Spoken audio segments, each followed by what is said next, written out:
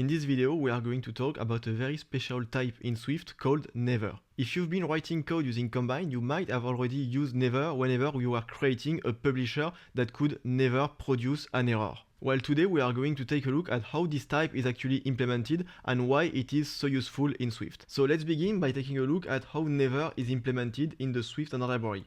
So never is actually implemented like this. So you can see that never is an empty enum. And while it might sound weird when we take a look at it at first glance, this type actually has a very interesting property, is that it's not possible to create an instance of this type. So the compiler knows that nowhere in our code is it possible to actually have a value that holds an instance of never. And we're going to see that this property is actually extremely useful for the compiler. So before we go further, I'm going to comment this line because I don't want to create a conflict with the already existing never type. And then I'm going to paste in a function that we are going to focus on. So you can see that this is a function that will sometimes succeed and sometimes return an error. And this is encoded in the return type of the function, which is a result whose success type is a string and failure type is an error. And you can see that indeed in the function at runtime there can be either a success or an error.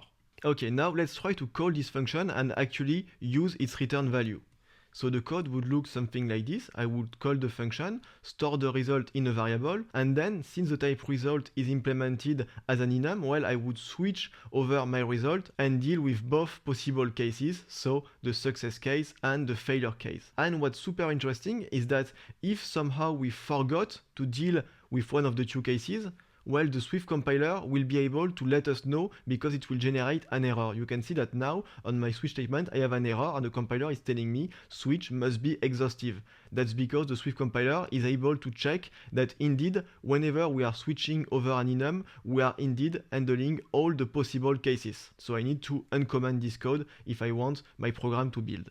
Okay, now let's focus on a new function that will be quite similar to the previous one, but with one key difference. So you can see that this time my function will always succeed. And I am coding this fact by using never for the error type of my result. And let's see what the impact is on the call site. So just like before, I'm calling my function and then I am switching over the result. But what's super interesting is that this time I am only handling the success case. And you can see that even though I'm not handling the failure case, well, I don't have an error from the compiler. And that's because since I have used the type never to represent the error, the compiler knows that it's not possible for the type never to have a value, so the compiler interprets this as an impossible code path. And that's the great property of the never type, is that by using this type, we can let the compiler know that certain portion of our code, well, they would be dead code because it would be impossible for this code to be executed. Because remember, never can never have any instance. So the compiler here is able to know that, well, the failure case cannot be executed, and so the compiler is not going to force me to implement this case. So that's the super useful property of this very simple type, being able to tell the compiler that certain part of the code can never be reached. And there are actually other functions that also leverage this type never. So for instance, let's take the function fatal error, which stops the execution of the program.